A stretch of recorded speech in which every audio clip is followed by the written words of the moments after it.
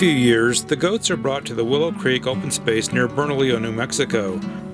The goats are protecting the bosque by clearing noxious and unwanted weeds and doing so without the need to burn manpower or ethanol from large farm equipment. While they're eating the weeds, the goats are also microtilling the soil with their hooves with tiny divots that give rain a better chance of saturating the soil. They also put nutrients into the soil and provide capacity building to the soil to hold water. The goats will be in the Willow Creek area from time to time through the rest of 2024.